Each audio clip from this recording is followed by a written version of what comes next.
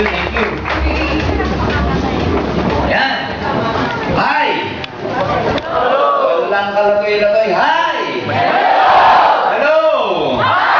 Ito po yung naka-attend sa akin yesterday dito. Ayan. Palakpakan naman natin. Alam mo bakit? Palakpakan natin yung hindi naka-attend. Anyway, there's just a bunch of people lang naman na hindi naka-attend kahapon. Siguro in one way or the other, may reason why you are never here yesterday.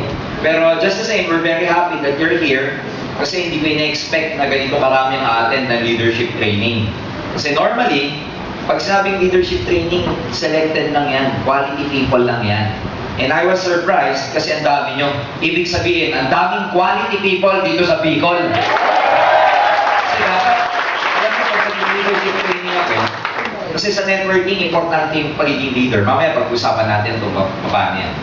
And normally, ang tinitrain ko ng leadership, yung mga pag sinabi leader dito kahit paano, may grupo na, o kaya naman malalim na yung motivation nila, malalim na yung commitment nila. So normally, pagkatapos po ng OPP, like ng event kahapon, the following day, pag nag-leadership training ako, siguro ang audience ko is somewhere around 50 to 60 lang, quality. Ibig sabihin, hindi lahat ng mga downlines sinasabihan ng uplines na, oh, you're qualified tomorrow, attend ka ng training. Hindi lahat sinasabihan nun. Kasi may kinipili yung ganito training eh. Hindi lahat ng tao pwede ma-absorb yung tuturo natin dito, yung pag-uusapan natin.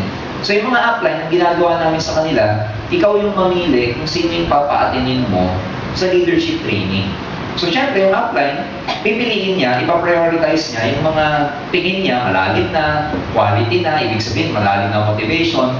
Tapos, in-expect namin the following day na konti na lang ang mga tao. You know what surprises me today? Ganun din naman ang ginawa namin sa mga uplines ninyo eh. Just select bunch of people na quality na leaders para umattend. And nagulat ako, ang dami palang quality people na leader dito sa Bicol. Bakit? Karamihan ng mga unang nagiging successful sa business na to, of course, yung mga nagiging leader. Ano ba yung leader? Yan yung, of course, no, sa buhay, merong tinatawag na follower at saka leader. Sa school, mapapansin nyo kung sino yung mga leader. Di ba sa school, mapapansin nyo? Kasi estudyante, karamihan. Sa school, mapapansin nyo, meron talagang, sa class ninyo, merong mga 2 o 3 tao na sila talaga yung nag-shine. Sila yung may initiative, sila yung pag merong election like student council, sila yung namumuna, sila yung gustong-gustong nagpa-participate. Ito mga leader, ito yung active. Ito mga leader, sometimes sila yung may lakas ng loob para mag-approach sa professor. Nakikita niyo yung mga ganun sa school? Na hindi lahat ng tao na kaklase mo katulad ng mga leader na to.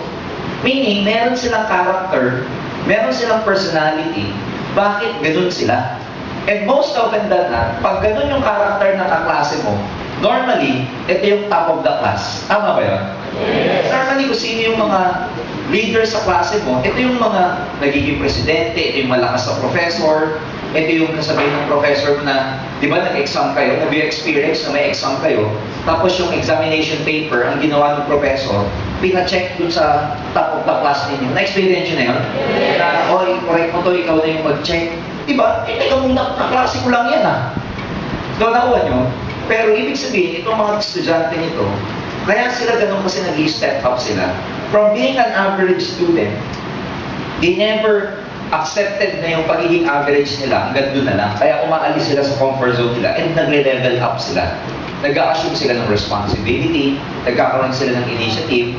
These are students that doesn't necessarily mean they need to be supervised. Ito yung mga tipong estudyante that do not normally need supervision. Sila yung, alam mo na, may kusa. Alam niyo ba yun? May kusang palo. Hindi katulad ng mga ibang estudyante, disusi. Alam mo yung disusi? Yung pag sinusian mo, gagalaw parang robot. Pag wala nang susi, sususian na naman. Ito yung mga tipong tao na they need to be pushed. Ito yung mga taong kailangan ipupush mo pa, i-remind mo pa, i-motivate mo pa. Well, ganun talaga. Meron talagang personality yung mga ganun. Pero dito sa In Global, if you want to become successful, ladies and gentlemen, believe me, kailangan dito may kusang palo ka. Kailangan dito may kusa ka. Kailangan may initiative ka. Kailangan hindi ka disusi. Kailangan kahit hindi ka constantly sinusupervise, ginagawa mo yung business.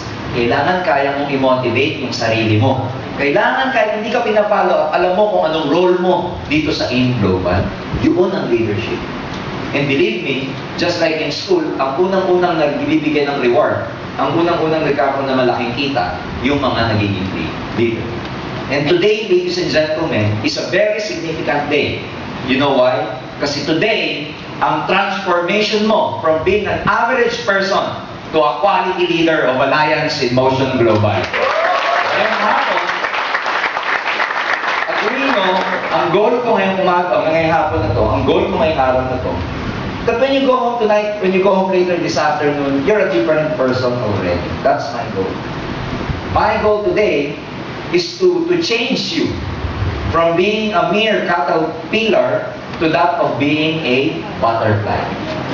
Kasi normally maraming mga tao, maraming mga distributor, ang tagal nila dun sa cocoon. Alam niyo yung cocoon? Okay? Yung cocoon na, yung bago magkaroon ng transformation, ang isang butterfly, nasa cocoon muna yan, normally yung mga caterpillars. Makikita niyo yung cocoon, kulay itim, ganyan ang shape niya, kulay itim, na normally nasa trunk ng trees. Tapos makikita niyo may malaki, may maliit yan, kulay gray or kulay black. And dyan nag-hibernate, dyan nagta-transform yung caterpillar. Now, ito maganda, no? Nature has its way, na yung opening nito, yung lalabasan niya, kailangan maliit lang. You know why? Para mahirapan siya. Bakit niya kailangan mahirapan? Kasi, pag lumabas siya, kailangan mapiga yung katawan niya. Mas-squeeze. Kasi pag nag-squeeze yung katawan niya, may lalabas na juice sa katawan niya. Na yung juice na yun yung pampatibay ng pakpak niya. Nagets niyo siya? So, ibig sabihin, nature has its way na yung caterpillar, yung cocoon, ang pagkakadesign, maliit lang yung butas, such that pag lumabas po yung cocoon, or lumabas yung butterfly, mapipiga, para yung juice na lalabas sa kanya, mag-flow sa body niya, up to the wings, to the feather, etc., na yun ang magpapatibay ng pakpak. Alam nyo, karamihan ng transformation sa AIM Global, ganun din. You'll find yourself challenging, you'll find yourself to be facing a lot of challenges. Kasi hindi mo namamalayan, nagta-transform ka na that of being a caterpillar to that of being a butterfly. Yun nga lang, may isang bata, nakakita, hirap na hirap lumabas yung butterfly sa loob. Kasi pag lalabas niya, mapapansin nyo, nagsishake yan. Yung gumagalaw-galaw na malapit ang palabas, tapos ang unang-unang lalabas sa kanya, ulo, hirap na hirap. Di bata, alam mo, ginawa, ginunting. Ginunting, oh. Sabi niya, kawawa naman, nilakihan yung opening. Such that, totoo, hindi nga po nahirapan yung butterfly na lumabas. Kaya lang lumabas, diretso sa lupa. Tapos nung dumiretso sa lupa, it was struggling to really spread its wings, kaya lang hindi niya magawa, kasi nga hindi na-spread sa kanya yung chemical, yung juice. Alam niyo nangyari sa kanya, nilanggang. Patay. So, minsan, yung easy, yung pagiging madali, dangerous pa lang minsan ito. Alam niyo bakit maganda sa AIM Global? Kasi medyo mahirap to. Pero dapat lang. Kasi lahat ng may value sa mundo, pinaghihirapan ko. Nasabihin ba mahirap ng AIM Global? Dapat lang. Mayaman ka dito, dapat mahirapan ka talaga. Bakit dapat mahirapan dito? Ganun talaga, may value eh. Ang pag-aaral ba, pinaghihirapan? Yes. Ang marriage ba, pinaghihirapan? Yes. Yung pagpapalaki ng mga bata, pinaghihirapan? Yes. Yung work, pinaghihirapan? Yes. Lahat ng may value, practically, pinaghihirapan.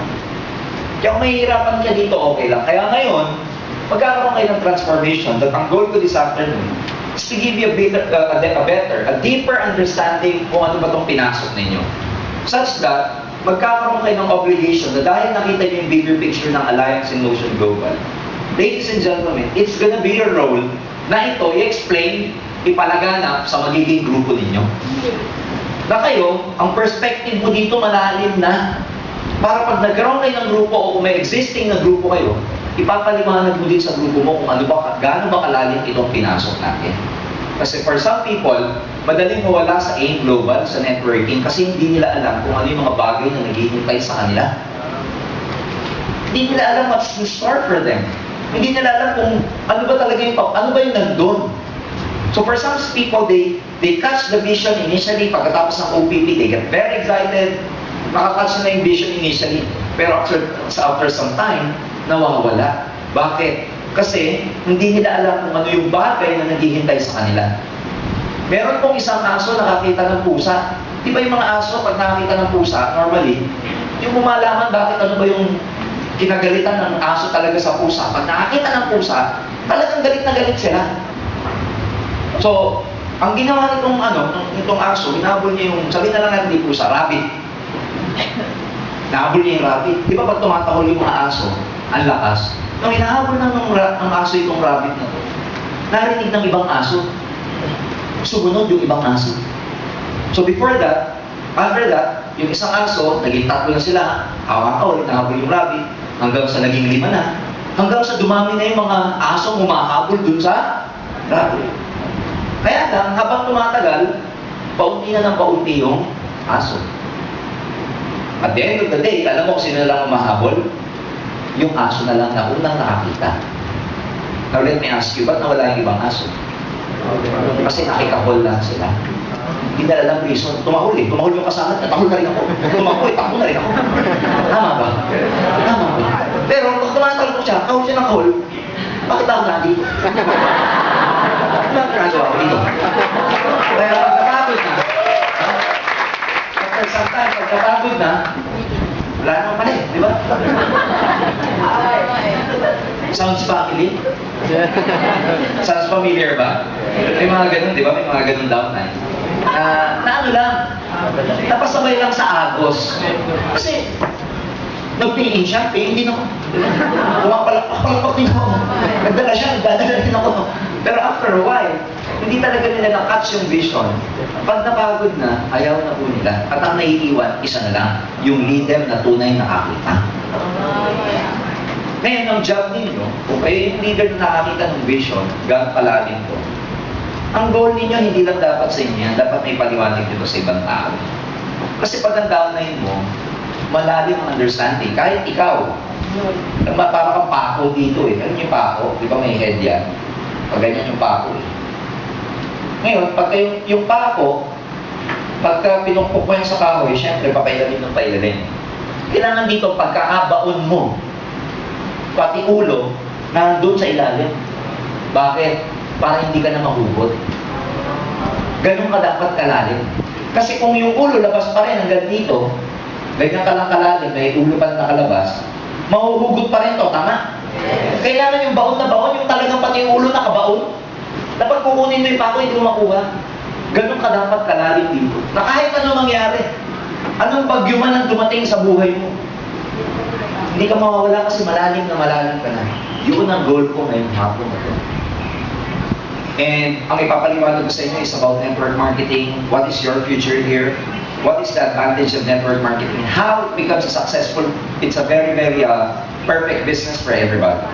So, ang una kong slide, ang una kong papakita sa inyo, ang title ko, papaliwanag ko sa inyo dito, bakit hindi ka pwedeng mabigo dito? Why you cannot fail in network marketing? Why you should succeed? Bakit ako dapat maging successful dito? Ito papaliwanag ko sa inyo. Why you cannot fail? Kasi sometimes, yung mga tao, okay lang sa kanilang mag-fail sila sa networking. Ladies and gentlemen, if you're gonna do this and if you want to be like us, gusto nyo maging katulad namin, kailangan wala sa isip nyo yung mabibigo ka. Dito, isa lang ang pupuntahan mo. Wala nang exit, kundi success lang ang pupuntahan mo. Wala ka nang babalikan. Papaliwanag ko sa inyo kung bakit. Now, sometimes, there are people, type of people, na nami-meet natin sa networking. People we meet in networking, minsan may makikita ka na mga tao, pag in-invite mo, ni hindi man lang pupunta sa meeting. Minsan naman, may mga tao makukuha ka, pupunta, pero hindi interesado. Minsan, may mga mag-join, pero pagkatapos mag-join, pagkatapos mag-pay-in, walang gagawin. Sounds family? Yes! Diba? People who show initial interest but give up easily. Bakit ko pinakita to? Simple lang. Because these people, okay lang sa kanila mag-pay. Kaya for them, okay lang ako mawala agad. Ito, lalo na to. People who show initial interest but give up easily. Because they do not know what in store for them. What is in store for them. Ano yung bagay na naghihintay sa kanila.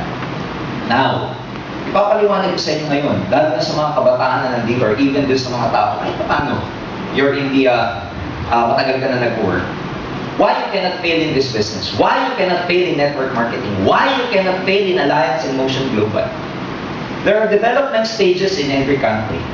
So in an economic point of view, makikita nyo, next slide please. Ito po yung development stages ng countries.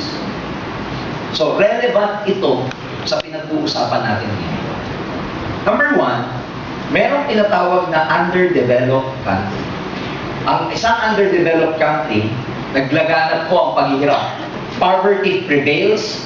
Very few ang white-collar workers. Very few ang mga professionals sa isang underdeveloped country. Pagdating sa negosyo, karamihan, maliliit na mga tindahan na.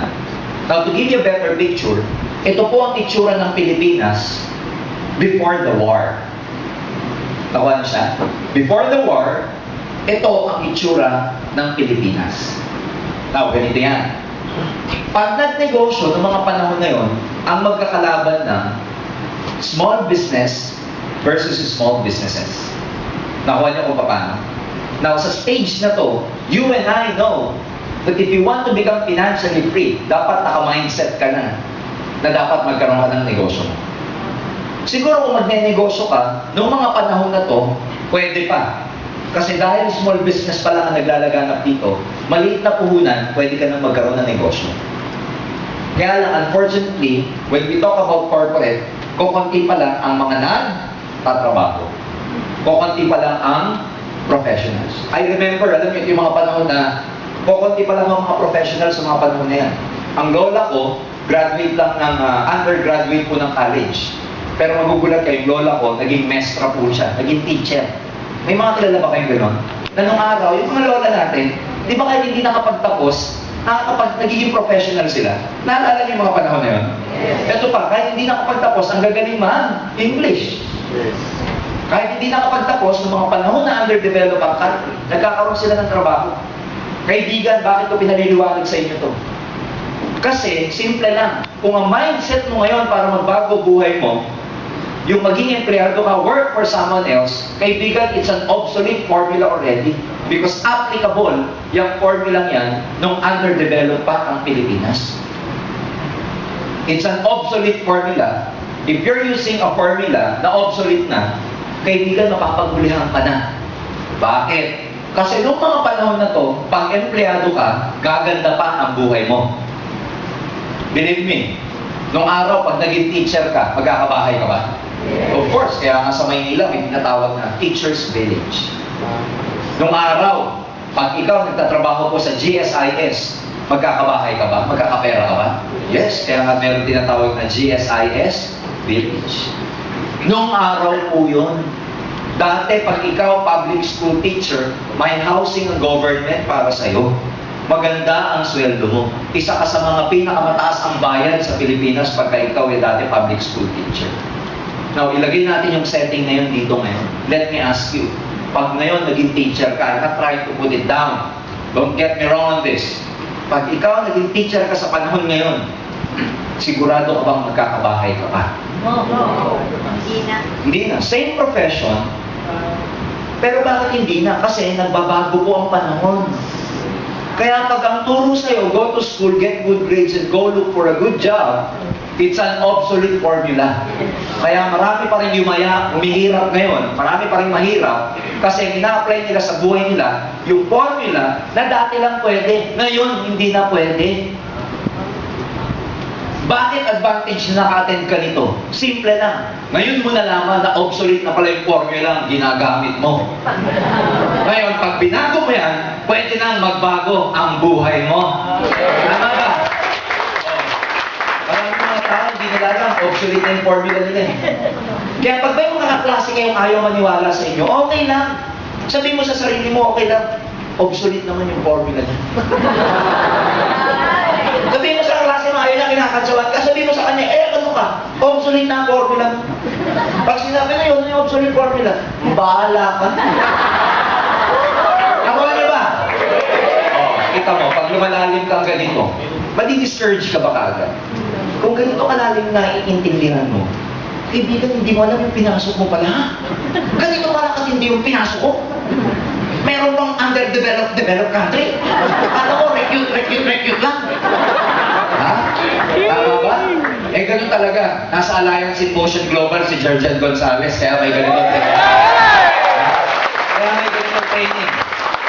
So, dito, ang sinasabi ko kanina in terms of employment, you can become financially free, kahit pa paano, magkakapera ka pag nasa underdeveloped country ka. Yung negosyo, pagka ikaw nagnegosyo sa underdeveloped country and you survive that period, after some times, ikaw ngayon yung may pera. Tingnan nyo, yung mga malalaking negosyante ngayon, ito yung mga nagnegosyo during the pre-war era. Like, kung kilala nyo si JG, John Gokongwei happens to be one of the tycoons in the Philippines. He started his business nung pre-war. Ibig sabihin ng pre-war, bago mag-gera. During the pre-war and post-war era, yan yung underdeveloped ang Pilipinas. Bago ang gera at pagkatapos ng gera, ito yung underdeveloped country stage natin. Pag ikaw nagnegosyo ng mga panahon na yan at nag-survive ka, traditionally, may pera ka ngayon. Again, that principle applies in an underdeveloped country stage. Pero ngayon subukan mo magnegosyo that right now, Philippines is a developing country. In a developing country, ladies and gentlemen, ang naglalaban na malalaking negosyante versus maliliit na negosyante na. Kung ang mindset mo magnegosyo sa panahon ngayon at maliit lang ang puhunan mo, kaibigan, hindi ka makakasurvive kasi ang kalaban mo, malalaking negosyante. Naka-mindset ka nga mag-business because we know for a fact that you and I know that if you want to become financially free, kailangan mag-business ka. Unfortunately, right now that we are a developing country, paano ka magne-negosyo kung kakalabanin mo yung mga taong nakapag-establish na matagal bago ka pa maging tao? Naku, ano yung ibig ko sabihin? So, in a developing country, it's okay to do business, but it's very risky. Kaya anong nangyayari? Nation begins to progress. Huge amount are needed to build infrastructure and construct big factories to export products and earn foreign exchange. Yan na po ang Pilipinas ngayon. The government encourages the growth of big corporations by allowing them to be listed on the stock market. These corporations eventually swallow up their competitors. Now, let me explain.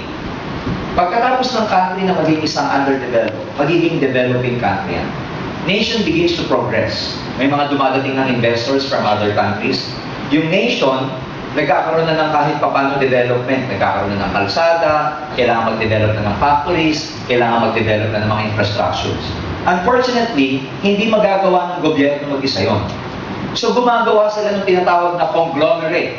Conglomerate, ibig sabihin nun, cooperation ng big businesses. Paano nila ginagawa itong cooperation and conglomerate na to? Merong tinatawag na stock market. Yung stock market, yung mga kumpanyang nandyan sa stock market, ang ginagamit nila sa expansion ng negosyo nila, ginagamit nilang pera sa expansion ng negosyo nila, yung mga bumibili ng stocks nila. Let's say, bumili ka ng stocks ng San Miguel Corporation. San Miguel Corporation uses that money para lalong mag-expand yung business nila.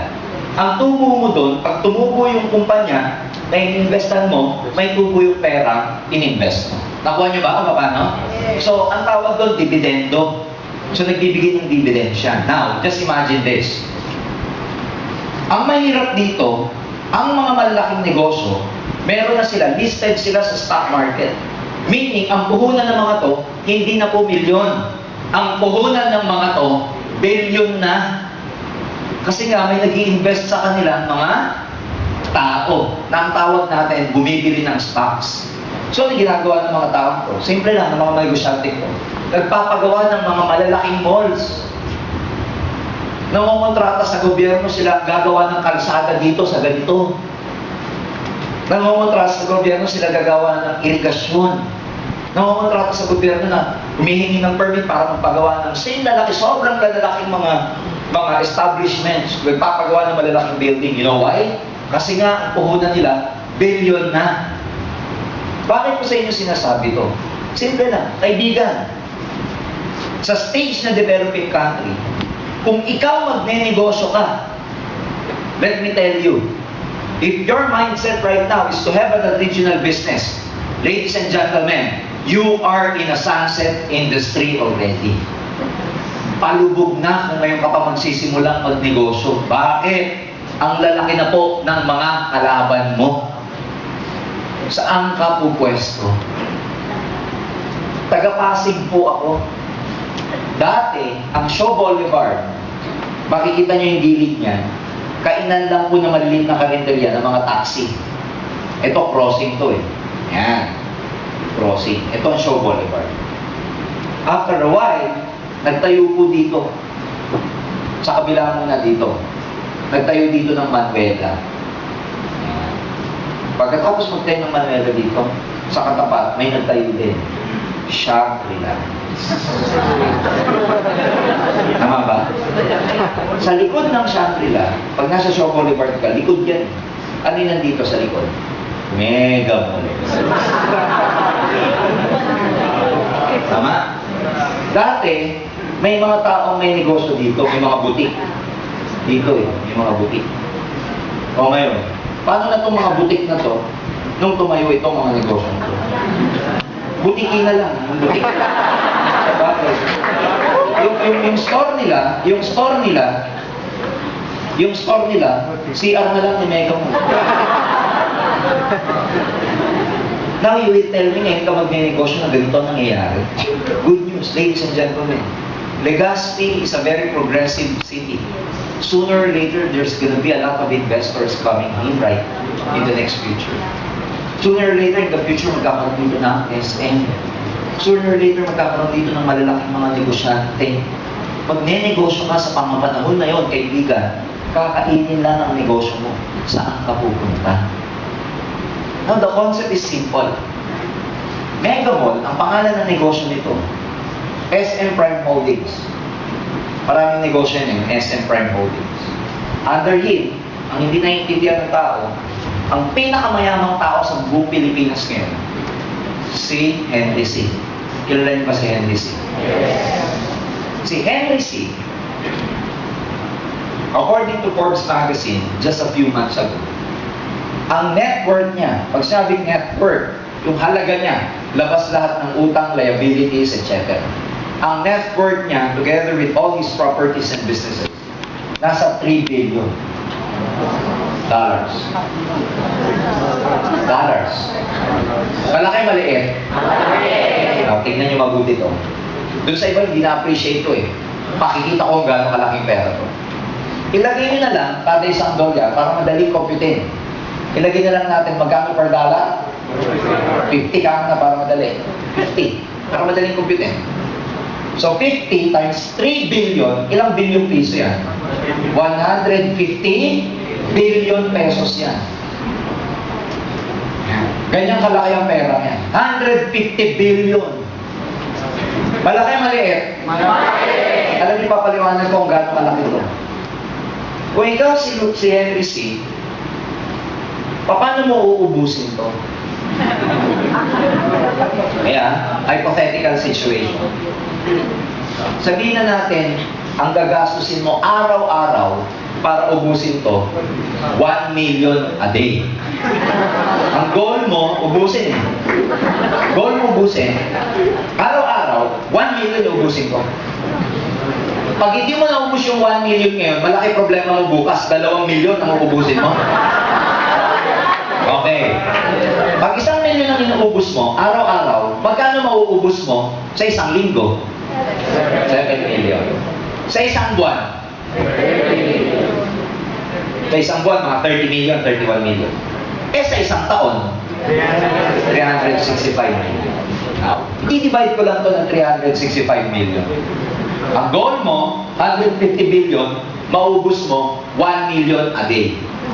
So, ang mauubos mo per year, 365 million. Kung umuubos ka ng 1 million a day, na 365 million a year, alam niyo ilang years niyo mauubos yung 150 billion na gumagastos ka ng 1 million a day?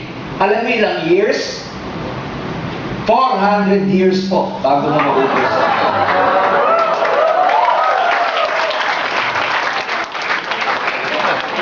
Ganyan kalaki yung perang yan. Malaki ba siya? Yung iba, alam nilang malaki na to. Malaki na to. Nung nakita to, grabe pala, ang laki talaga. Kaya ito yung pera na kailangan mo mamatay, mabuhay, mamatay, mabuhay. Hanggang 60 years old ka lang eh. Kaya itong taong to, yan yung kasabihan na ang kanon, yung kaapo-apuhan niya, mayaman na. But ladies and gentlemen, when did Henry C. started his business? When did he start his business? During the underdeveloping stage. Kaya sila mayaman ngayon. Henry C. started, bakit Shoemart? Nagtitinda po ng shoes sa Quiapo. Ini-import niya galing sa States, segunda mano. Yan ang mga unang-unang nagdala ng ukay-ukay dito sa atin. Bibili ng sapatos, i-import dito, ibebenta together with some shoes na gawa sa Marikina. Ang storya niyan, sa Quiapo, lahat ng katabi niya nagbebenta ng sapatos. Sila sarado na, siya bukas pa. Ganun kasipag. Kinaumagahan, sarado pa yung mga katabi niya, siya bukas na. And then right now, he has a very big conglomerate. This, ladies and gentlemen, ang amazing. Let me ask you, ano ang negosyo ni Henry C? Ang negosyo niya, may tinatawag na SM Prime Holding Company. It's a holding company. Bakit holding company? Pag sinabing holding company, under that, marami kasing kumpanya. Ano yung negosyo niya? Henry C. Ang SM. Ano negosyo niya? Mall. Bigyan niyo ako. Ha? Mall. Meron siyang SM. Tama? Under the SM, marami ba siyang branch? Yes. Sa bawat branch niya, may nag-occupy ba? May nag-release ba? May nagre-renta ba? Yes. Lahat na nagre-renta dito, bumibili. Alam niyo ba ng mga SM, lahat niyan, nagre-renta sa kanya. And part ng sales nila, merong kinikita si Henry C. So may bumili dito, may nagbenta dito yung bench, may pagupit ka sa Ricky Reyes, etc. Kita si Henry C. SM pa lang yan. Meron pang BDO. BDO, maraming branch o konti? Kada kliyente na nagdideposito, may kita wala? Kada may umuutang, may kumikita wala? BDO pa lang. Ano pa negosyo niya? Meron pa siyang real estate.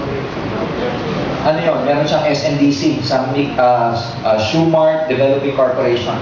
Under this, ang daming condominium and building. One of that, yung hotels niya sa Tagaytay, etc. Kada may bumibili ng condo niya, etc. Kumikita siya? Yes. O ano pa? Isa sa mga pinakamalaking investment siya may-ari or investor ng San Miguel Corporation. Ano pa? Nasa independent power producing company rin siya. Nasaan pa siya? Nasa retailing business din yan.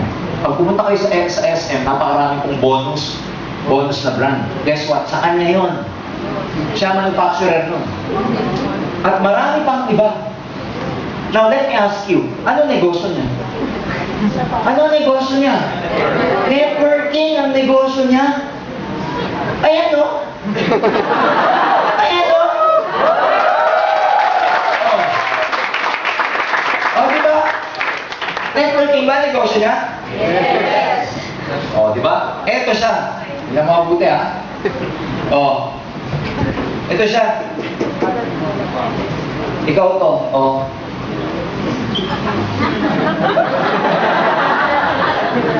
Re-recruit ka. Tama? Yung re-recruitin mo, tuturuan mo rin mag-recruit. Mag-re-recruit ka ulit, tuturuan mo mag-recruit. Re-recruit ka ulit, tuturuan mo mag-recruit. Okay, oh. Recruit, lumami. Branch out ka. Ano? Ano negosyo mo? Ano negosyo niya? O, isa lang pupuntahan mo, payaman ka talaga sa negosyo. Oh. Nawa niya ba? Hindi lang sa Infinity Network. Lusyutan. Ano negosyo ni Lusyutan? Fortune Tobacco. Ano pa? Allied Bank. Ano ba? Philippine Airlines. Ano ba? Meron siyang bago ngayon, yung Eton. Wala niya yung Eton.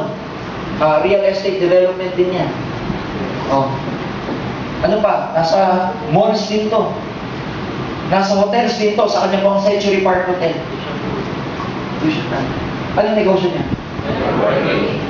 Di lang yan. Ayala. Alala niya Ayala? O, ano negosyo nila? Malls. Glorieta, Trinoma, Greenbelt, kanila yan. Ano pa? Globe Telecom, sa kanila yun. Lahat ng may Globe. Ano pa? BPI, ano na yan? Ayala Life, ano pa? Ayala Land, ano pa? Dami. Oh, ano negosyo niya? Networking. Anong negosyo mo? O di wala na tayong pagkakaiba sa kanila? Tama ba? Kaya, kung ito maiintindihan ng maraming tao, kung ikaw ganito pagkakaintindi mo sa networking, hindi ka bibitiw dito. Pag hindi ka na nag-networking, kaibigan, simple lang. Paano ka makakasabay sa mga tao? That's why I'm telling you, you cannot fail in this business because you have no choice. You cannot fail in this business, you know what? Because dito ka lang magkakaroon ng opportunity para maging katulad ng mga mayayamang ito. You cannot fail in this business, you know why? Uulitin ko. The world out there is so unfair. Sabi nga nila, di ba? The world is full of deceit and lies. Only the fittest will get their prize. Kaya ngayon nandito ko sa developing country, ang hirap mag-traditional. Pero pag nag-networking ka, sa halagang 7,980 lang, may malaking negosyo ka na. Oh. Bakit? Kasi sa halagang 7,980, nandyan na lahat all in.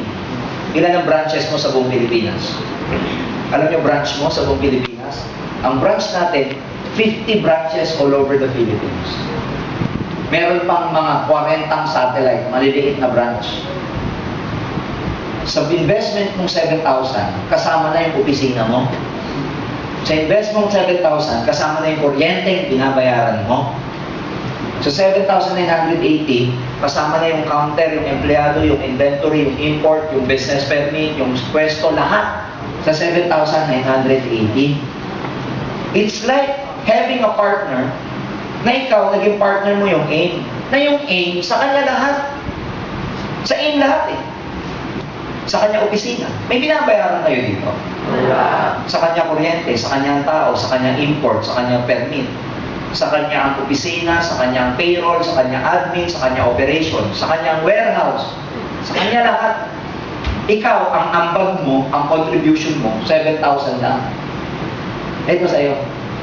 Pero pagdating ng kitaan, hating kapatid kayo ng Alliance in Motion Global. So saka makakita ng ganitong partner, kasi ang dapat nyo intindihin dito, by joining in Global, it's like a partnership. Nag-join ka, na nagpili ka lang ng 7,000, may partner ka na. Na ang opportunity mo, parang kay Ayala, parang kay Henry C, parang kay Lucio Pan, na ikaw, dahil sa bilog-bilog na yan, yan pala yung malaking ginagawa ng mga negosyante, dahil sa bilog-bilog na yan. Kaya nung bago ako sa networking, alam nyo, hindi ako nakatulog eh. Hindi ko sa kisame namin, bilog-bilog eh. Yung bang nag-i-imagine ako kung ano mangyayari sa buhay ko when I join this kind of company, of this opportunity. Kasi I know that I will become successful financially. And isipin mo, masarap dito, if one day you'll become a global ambassador, kaibigan, isipin mo, kumikita ka, wala kang opisinang binabayaran. Kumikita ka, you don't have to worry about your permits. You don't have to worry about etc. Your warehousing, your inventory, your operations, your admin, your payroll, your manpower. You don't have to worry about your warehousing. In AIM Global, when you become successful, kaibigan, wala kang iisipin. That's why I'm telling you, you cannot fail in this business. You cannot afford to fail here. Because if you fail here, saan ka pa pupunta? If you fail here, ano pa ang choice mo? Meron kang choice, but let me tell you, that choice will be an ordinary life. Ano ba yung ordinaryong buhay? Ano ba gusto nyo? Ordinaryo o hindi ordinaryo? Siyempre hindi ordinaryo. Hindi ordinaryo yung, di ba? Nagising ka na lang one day, bibili ako ng kotse niyo. Yun ang hindi ordinaryo. Di ba ang sarap nun? Pag-isip mo one day, tinatamad kang pumasok, bakasyon ng mga bata next week. Alam niyo ba, bakasyon na ng mga bata next week? Bigla mong naisip, ano ba? Halika mag-one week tayo sa Macau at saka sa Hong Kong, mamasyal tayo. Yun ang hindi ordinaryong buhay. Tama ba? Kaya para magkaroon ng extraordinaryong buhay, kailangan may gawin ka, kailangan palitan mo yung mindset mo. Na yung pinasok mong negosyo, hindi pala basta-basta. Now, tingnan mo, pangatlong stage. Okay? What is the third stage? developed country, kaibigan, dito papunta ang kumpanya natin, ang kabansa natin. Our country is heading to this direction. Sooner or later, we'll become a developing or developed country. Under a developed country, ito mahirap na.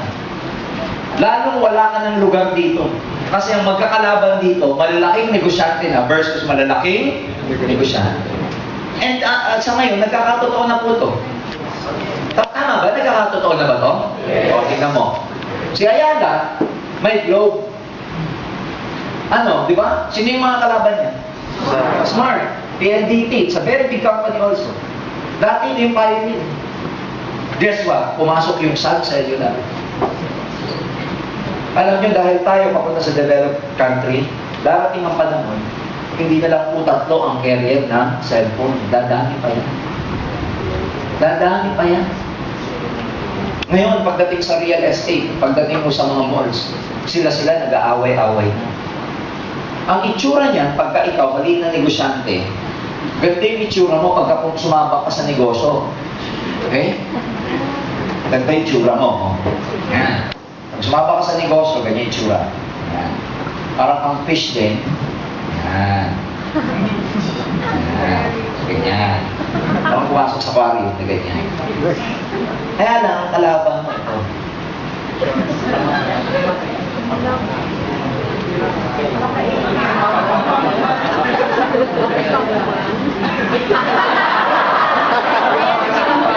Ayan ang kalaban mo. Gets yung ibig ko sabihin. So, paano ka sasabay? Now, sa developed country, ang magkakaaway, hindi na lang ikaw tsaka ganito kalalaki. Marami ng malalaking mga negosyante ang papasok pa sa picture. So sila magkakainan. Saan ka pupwesto? Dessert ka na lang. Kung muna appetizer ka. Ngayon dessert ka na lang. Kasi palit ka ng palit. Sa developed country, ang characteristic niya, when big corporations destroy many of the small vendors, these people may end up as white-collar workers. Maraming mga magnenegosyo. Pag sila nalugi, pag sila, alam mo na bankrupt, babalik na lang yan sa employment. Now, anong impact? Pag nag-employ itong mga to, syempre mas experience itong mga to. Mas magagaling. Mas marami nang alam. Sooner or later, ito, sasama pa ngayon sa mga naghahanap ng trabaho. You could just imagine the impact. Ang akala natin naghahanap lang ng trabaho, yung mga newly graduate. Ang hindi mo alam, yung mga dati nang graduate na nagkaroon ng negosyo, nalugi ang negosyo, pag lugi ng negosyo nila, wala silang choice. Babalik sila sa employment. And nagbabalo ng unemployment. You study ngayon ang protest a few years ago, napaka-demanding ng nursing. Ang daming nurse. Ang daming kumuha ng nursing. Ngayon, napakarami pong nurses. Walang trabaho. Puso, nung nag-aaral ka, kaya motivated ka eh. Grabe. Pagka-graduate mo, wala na. Hindi na uso. Tama ba yun? Yes. Yung nag-aaral ka, grabe mag-deploy ang mga agency sa States eh, sa UK ng nursing or nurses. Kaya ikaw, aral ka ngayon, first year college ka, aral ka. Yun ang future mo. By the time na graduate ka, stop hiring na. Ano gagawin mo? You'll end up doing something else, doing other than your profession. Ngayon, I think ilan ba pumasang nurses na naman itong board exam? Ilan mo? 32,000. 32,000. 32 lang ba? Hindi. 37,800. Ang dami, 37,000. Prior to that taking of examinees, yung mga examinees niyo, ilan yung pumasa 1 semester ago? Another 30,000 na naman. And it keeps on rising. Pataas ng pataas, palaki ng palaki. White-collar workers are more knowledgeable and aggressive, kasabi ko na yan. The rise of the educational level and the growth of the middle income group, we see a corresponding increase in demand for